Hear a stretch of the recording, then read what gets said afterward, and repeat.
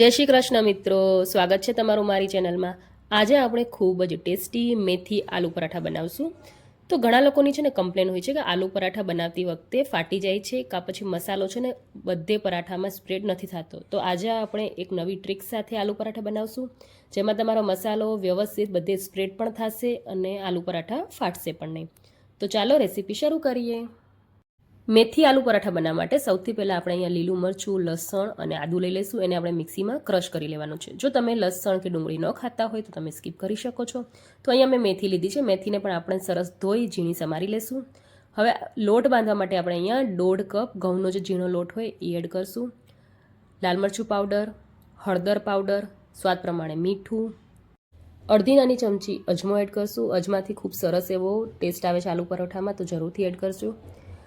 વાટેલા આપણે જે આદુ મરચાંની પેસ્ટ બનાવી હતી 1 ચમચી એડ કરશું। કોથમીર, મેથી સમારેલી હતી એડ કરશું। 1 થી 1.5 ચમચી આપણે તેલ એડ કરશું। હવે બધાય મસાલાને આપણે સરસ લોટમાં મિક્સ કરી લઈશું। તો અહીંયા આપણે એકદમ સોફ્ટ લોટ બાંધવાનું છે। આપણે જે નોર્મલ પરાઠાનો લોટ બાંધીએ છીએ એના કરતાં પણ સોફ્ટ।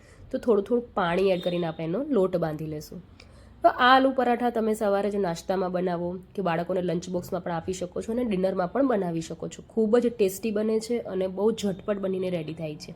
તો તમે જોઈ શકો છો લોટ મેં બાંધી લીધું, તો એકદમ સોફ્ટ આવી રીતે આપણે લોટ બાંધવાનું છે। ઉપરથી થોડુંક તેલ એડ કરીને પાછું આપણે લોટને મસળી લેશું, કેમ કે લોટ આપણું એકદમ સોફ્ટ છે એટલે હાથમાં ચોટે।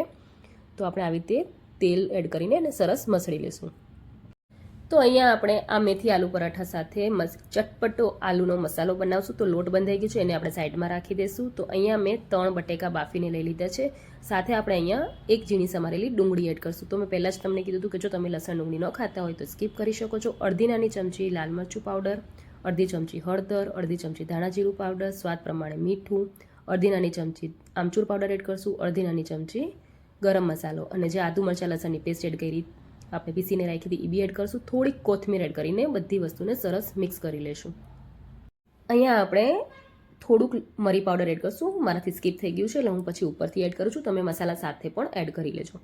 અને હવે આપણે જે આ આલુ પરાઠા બનાવીએ છીએ એ 5 થી 6 નંગ આલુ પરાઠા જેટલાનો મેં મસાલો અને લોટ બાંધ્યો છે। તમે તમારા હિસાબે વધારે ઘટવટ કરી શકો છો, એ રીતે તમે મસાલા પણ એડ કરી શકો છો। હવે તમે જોઈ શકો છો બટેકાનો માવો સરસ બનીને રેડી થઈ ગયું છે। હવે આપણે આલુ પરાઠાને વણી લેશું। તો સૌથી પહેલાં આપણે આવી રીતે લુઓ લઈ લેશું। અહીંયા આપણે થોડાક જાડા જે સરસ એકદમ ભરેલા હોય ને એવા જ બનાવવાના છે। તો અહીંયા આપણે થોડો કોરો લોટ લગાડી લેશું અને એકદમ મોટી રોટલી આપણે વણીએ ને એવી રીતે આપણે એને વણી લેશું। અહીંયા આપણે લોટ એટલે સોફ્ટ રાખ્યો છે જેનાથી તમે જે મસાલો ભરશો એ એકદમ સરસ સ્પ્રેડ થઈ જશે અને ક્યાંયથી પણ તમારો આલુ પરાઠું ફાટશે નહીં। થોડુંક આપણે અહીંયા જાડું રાખવાનું છે। તમે જોઈ શકો છો એકદમ સરસ મોટી આવી રીતે આપણે પરોઠું વણી લેવાનું છે। એટલે લોટ સોફ્ટ છે એટલે અટામણ પણ આપણે થોડીક વધારે જોશે, એટલે થોડુંક વધારે આપણે લેવાનું। હવે આપણે અહીંયા 1.5 થી 2 ચમચી જેટલું જે બટેકાનો મસાલો બનાવ્યો હતો એને આપણે આવી રીતે વચના ભાગમાં જ, ખાલી વચમાં જ સ્પ્રેડ કરશું, ફરતે નથી સ્પ્રેડ કરવાનું। એટલે તમે જોઈ શકો છો આપણે અહીંયા સ્ક્વેર પરાઠા બનાવીએ છીએ એટલે આપણે આવી રીતે એને સ્ક્વેરનો શેપ આપી દઈશું। હવે તમે વિડીયોમાં જોઈ શકો છો બિલકુલ એવી રીતે આપણે એને ફોલ્ડ કરી લેવાનું છે। પણ જ્યારે તમે આ પરોઠું ફોલ્ડ કરો ત્યારે તમારે ધ્યાન રાખવાનું છે કે વચમાંથી ક્યાંય જગ્યા ન રહેવી જોઈએ, આખું કવર થઈ જવી જોઈએ। અગર જો વચમાંથી જગ્યા રહી ગઈ હશે તો વણતી વખતે મસાલો બારે આવી જશે, તો એનું ખાસ ધ્યાન રાખવાનું। હવે આ સરસ પેક થઈ ગયું છે। ઉપરથી થોડું કોરું લોટ ભભરાવીને પાછું આપણે એને એકદમ હળવા હાથે વણવાનું છે। જરાય વજન નથી આપણને, તમે જોઈ શકો છો। બસ આવી રીતે આપણે 3 થી 4 વેલણ મારશું એટલે એકદમ સરસ સ્ક્વેર શેપમાં આપણું આ આલુ પરોઠું બનીને રેડી થઈ જશે। તો અહીંયા તમે થિકનેસ જોઈ શકો છો, કેટલું સરસ એકદમ જાડું આપણે રાખ્યું છે જેનાથી આખા પરાઠામાં તમારો મસાલો સરસ સ્પ્રેડ થઈ જશે અને ક્યાંયથી પણ તમારો આલુ પરોઠું ફાટશે નહીં।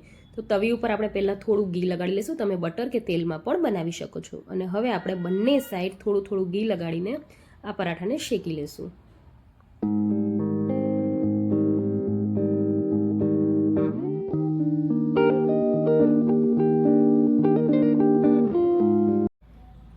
હવે આપણે આને ફેરવી લેશું। આપણે નીચે ઘી લગાડ્યું હતું એટલે ક્યાંય તમે જોઈ શકો છો આપણું પરોઠું ચોટશે નહીં અને ફાટશે પણ નહીં। તો આવી રીતે બંને સાઈડ થોડુંક શેકાઈ જાય એટલે પાછું આપણે ઘી લગાડીને બંને સાઈડ એકદમ લો ફ્લેમ ઉપર આને શેકી લેશું। તો એકદમ ક્રિસ્પી અને ટેસ્ટી આપણું આ મેથી આલુ પરોઠા બનીને રેડી થઈ જશે। તો બિલકુલ આવી રીતે આપણે બધાય પરાઠા બનાવીને રેડી કરી લેશું। અને આ પરાઠા તમે દહીં સાથે કે પછી ટમેટો કેચઅપ છે કે પછી ગ્રીન ચટણી સાથે પણ સર્વ કરી શકો છો. તો ખૂબ જ ચટપટા અને ટેસ્ટી આપણા આ મેથી આલુ પરાઠા બનીને રેડી થઈ ગયા છે. તો તમને મારી આ રેસીપી કેવી લાગી મને કોમેન્ટ કરીને જરૂર જણાવજો. અને હા, વિડીયો ગમ્યો હોય તો વિડીયોને લાઇક અને શેર કરી લેજો.